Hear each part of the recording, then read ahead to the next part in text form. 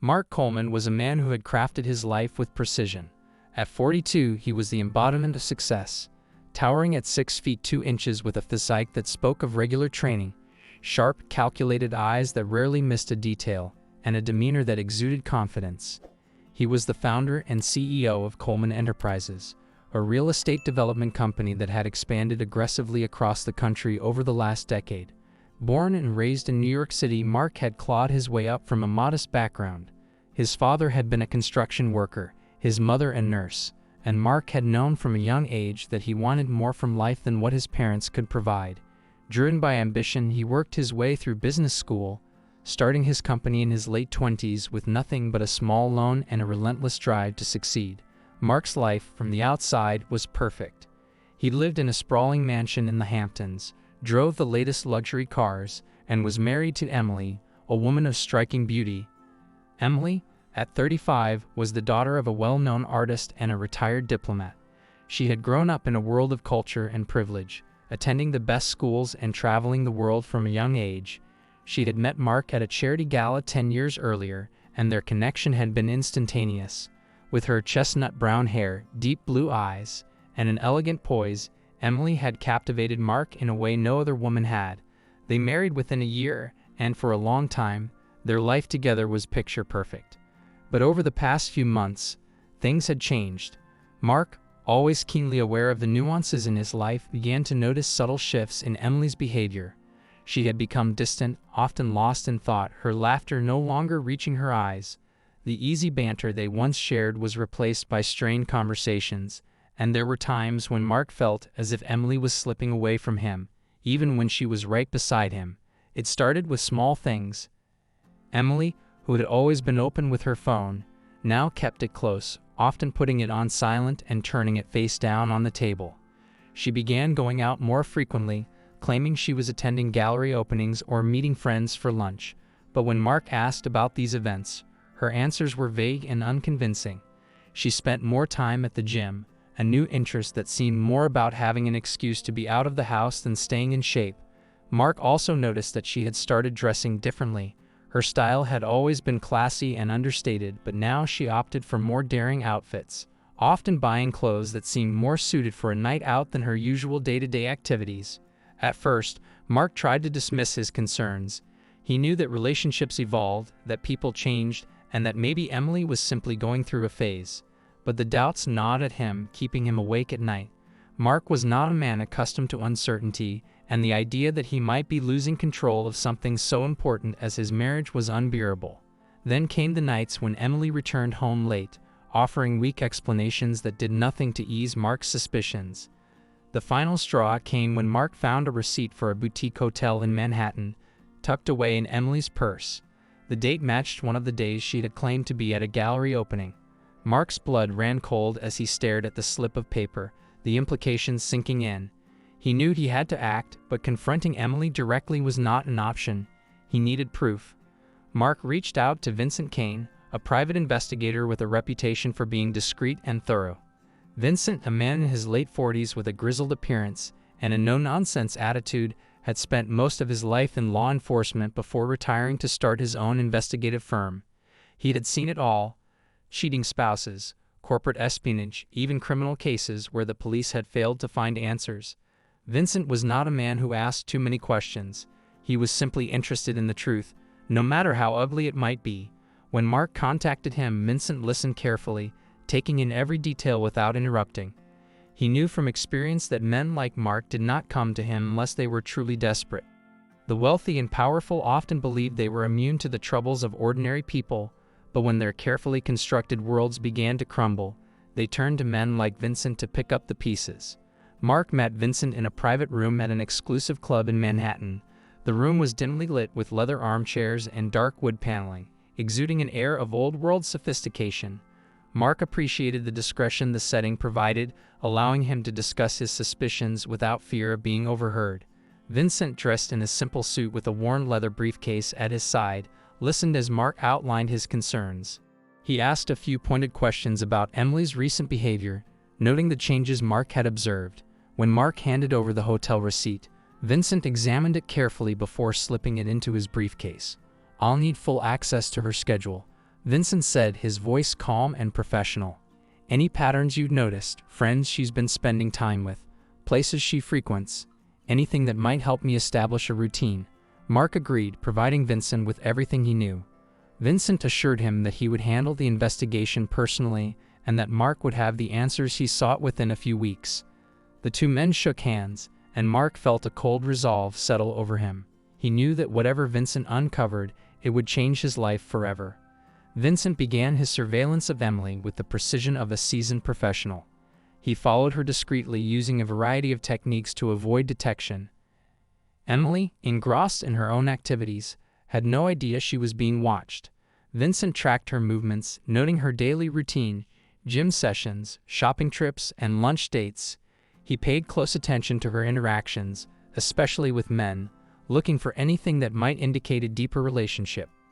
Emily's behavior was subtle, but Vincent was skilled at reading between the lines. He noticed how she would linger at certain locations, her eyes scanning the crowd as if searching for someone. She was always on her phone, sending and receiving messages, her expression shifting from anxious to excited.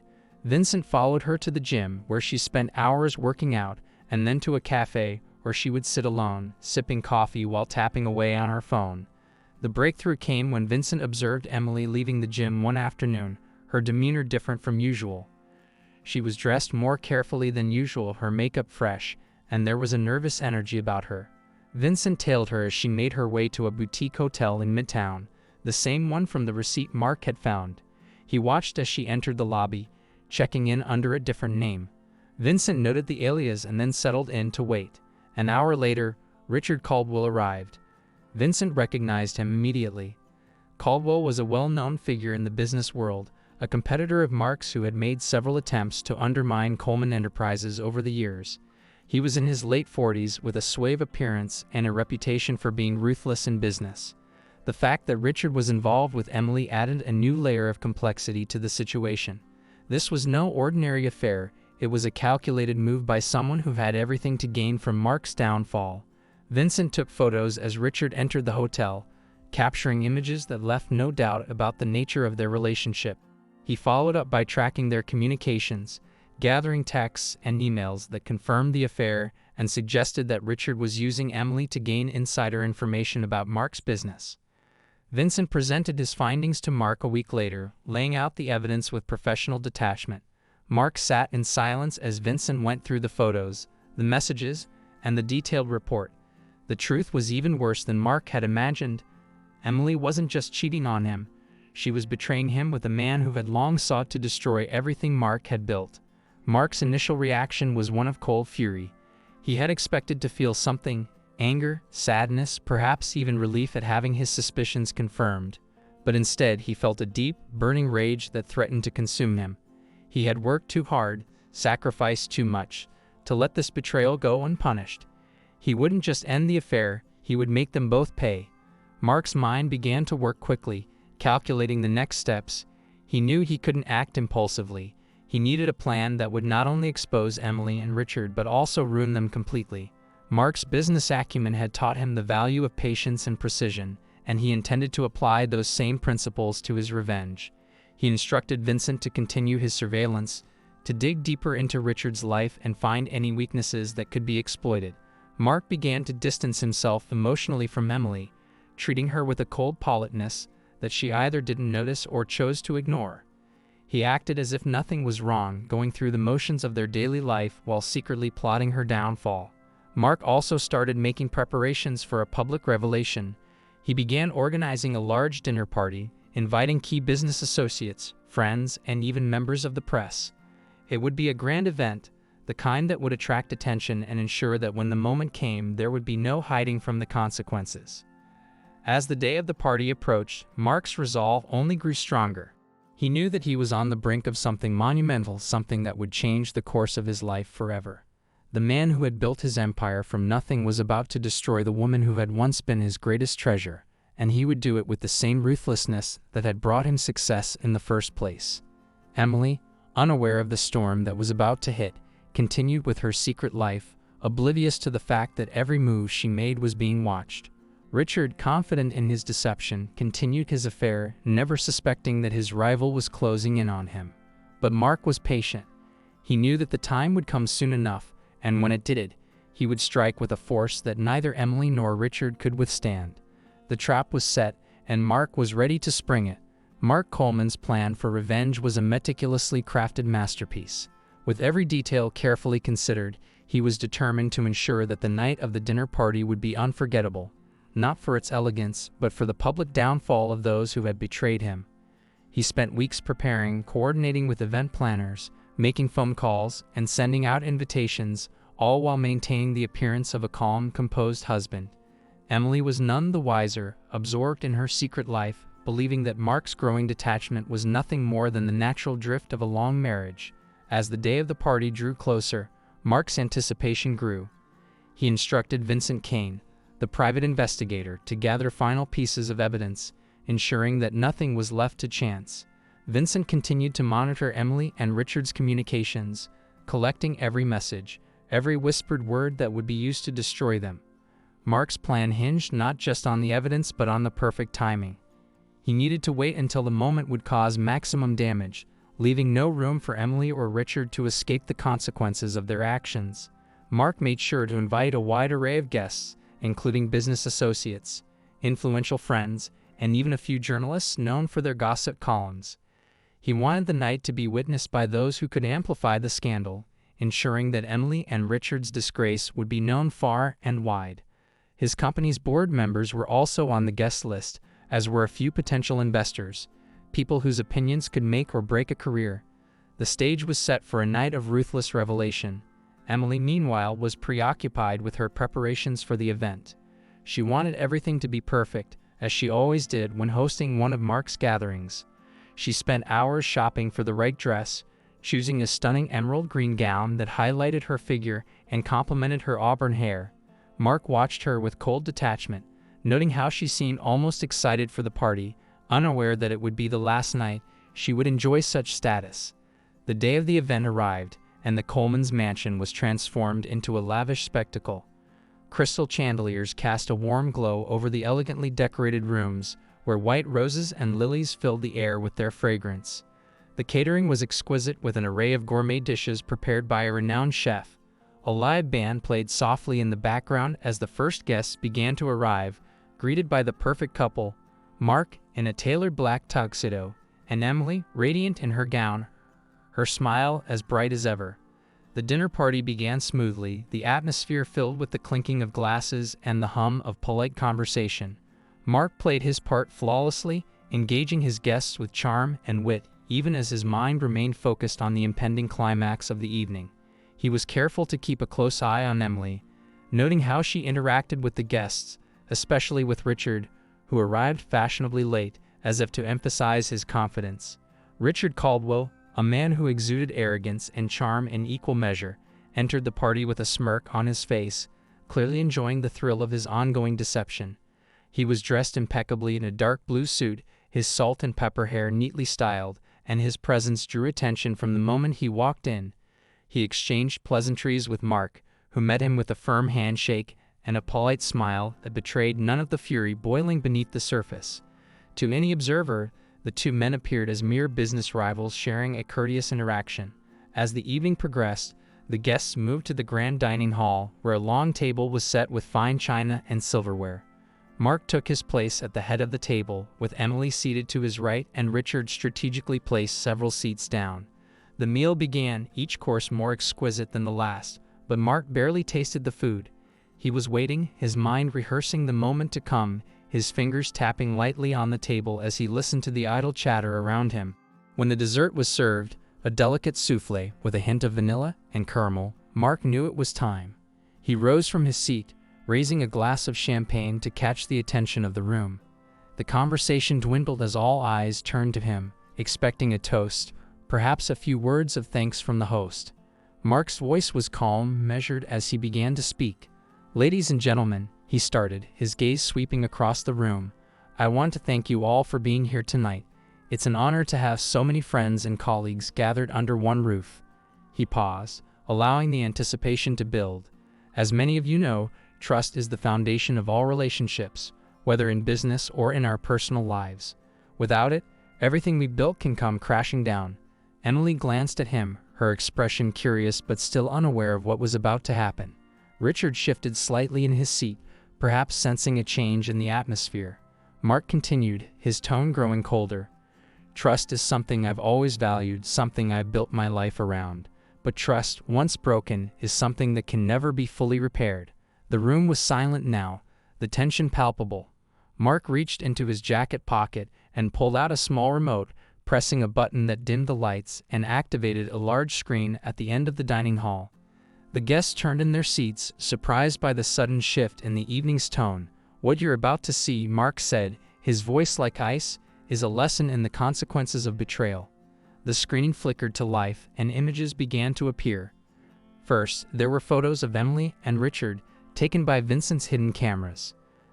They showed the two of them in various compromising positions, entering the hotel, embracing in the hallway, and finally, inside the room, where there was no mistaking the nature of their relationship. Gasps echoed around the room as the guests realized what they were seeing.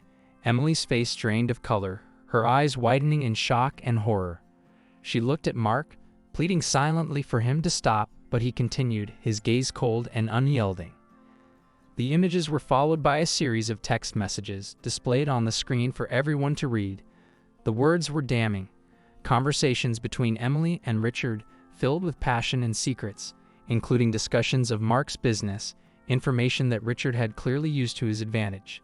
The final blow came when an email exchange appeared, revealing Richard's plans to further undermine Mark's company, using Emily as his unwitting pawn. By now, the room was in chaos. Some guests were staring in disbelief, others whispering furiously among themselves. Richard had gone pale, his confident demeanor shattered. He tried to rise from his seat, but Mark's voice stopped him cold. "Sit down, Richard," Mark commanded, his tone leaving no room for argument. "You've already done enough damage." Richard sank back into his chair, defeated, while Emily sat frozen, tears streaming down her face as the enormity of her betrayal became public knowledge. Mark turned back to the guests, his voice steady despite the turmoil around him. "This," he said, gesturing to the screen, "is what happens when trust is broken. When those closest to you turn against you, there are consequences. Emily and Richard thought they could deceive me, but as you can see, they were wrong." He paused, letting his words sink in. "I have already taken steps to ensure that Richard's company will no longer be a threat to mine.